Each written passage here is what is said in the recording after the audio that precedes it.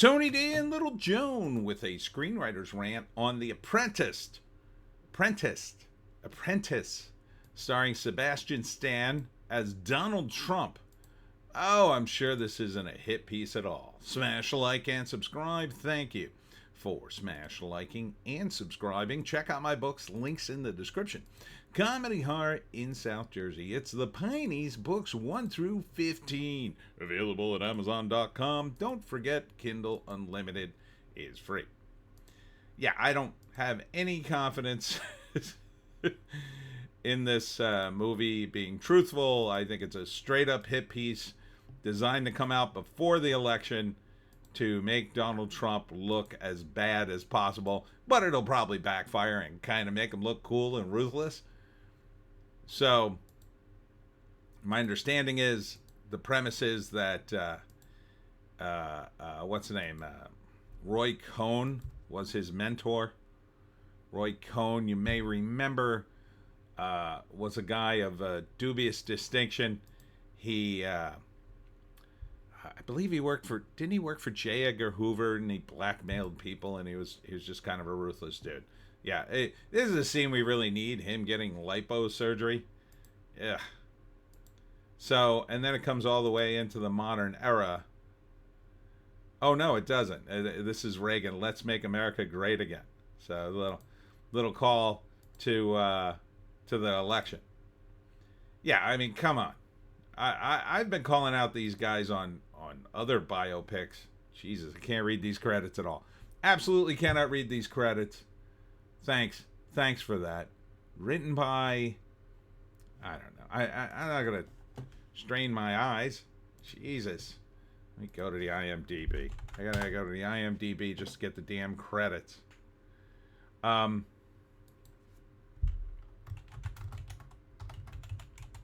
It is The Apprentice. Jeremy Strong is Roy Cohn. The story of how a young Donald Trump started his real estate business in the 1970s and 80s New York with the helping hand of an infamous lawyer, Roy Cohn. Director Ali Abbasi, writer Gabriel Sherman. Okay. And we got Sebastian Stan, Jeremy Strong. I don't really recognize anybody else in this. No. So yeah, I don't see how it could be anything other than a hit piece coming out right before the election. Trump.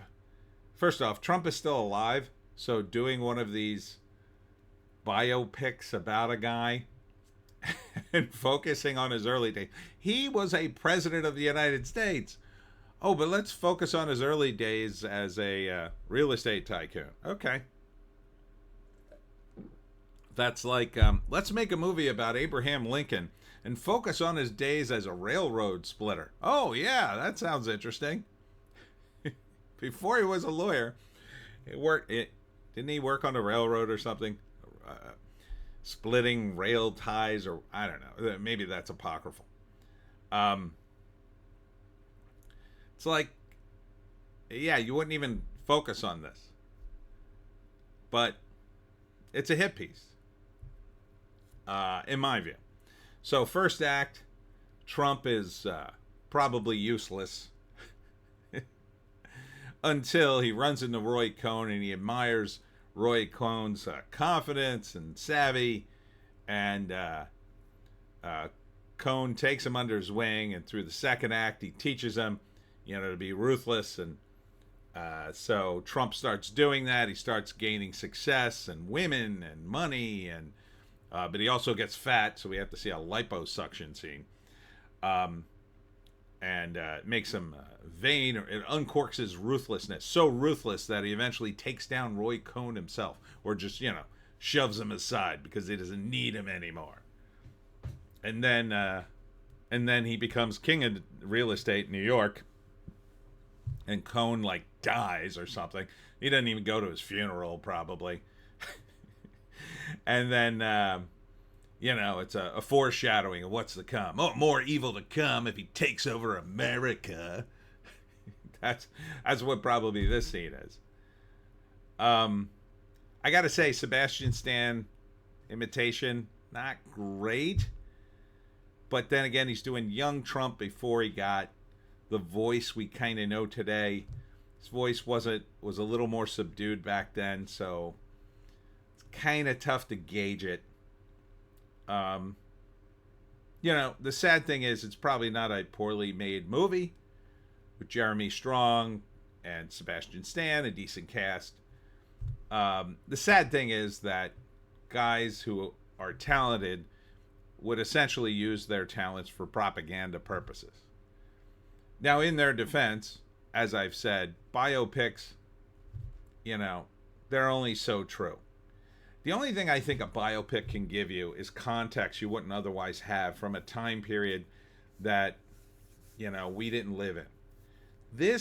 We have so much context for this time period, especially me, because I grew up in this time. I remember Trump from the 80s.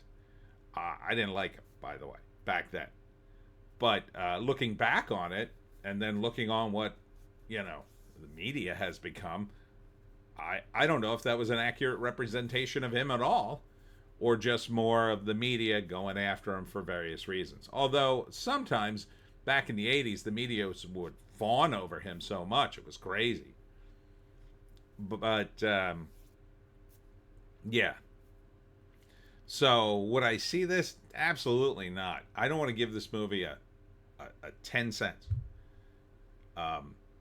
So, yeah, I don't want to see this. Who would want to see this other than people who are already convinced Donald Trump? Like, who is on the fence? Like, I'm really on the fence about Donald Trump. I bet if I go see a Hollywood movie, I could get some really good information. I mean, the news doesn't give you any information. You expect a movie made by people who probably hate him to give you good information. Now, a movie made by people who loved him wouldn't give you much more, although it might be, you know, it might hold on to the events and the timeline a little better. No one's ever gonna. I mean, imagine you do a biopic of yourself.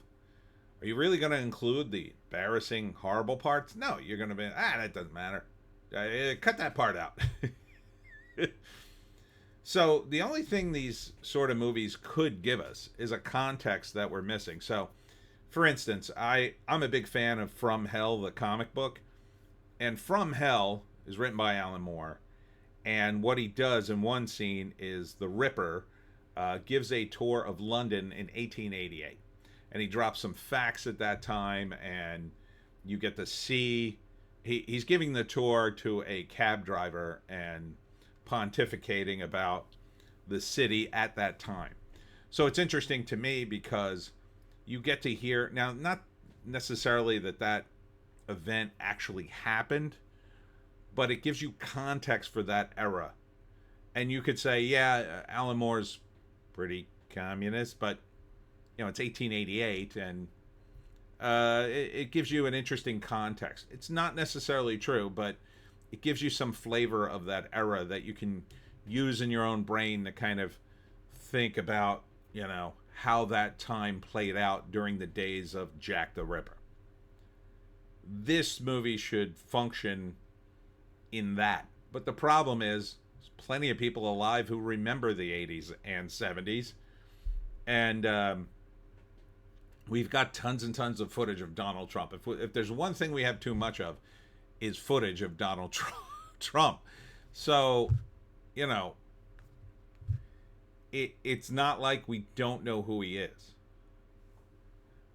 So the only portions of Trump's life you can really give us insight to is behind the scenes.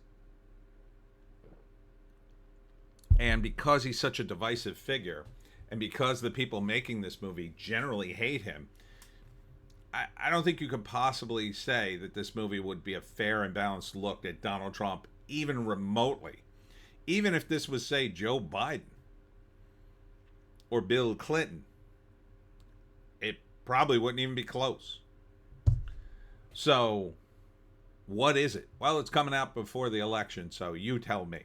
Anyhow, that's it for me, Tony D and Little Joan. Check us out on the green site, the orange site, and the black site for the other videos we do, which we can't post on YouTube because it's a little too spicy. Joan has very spicy opinions.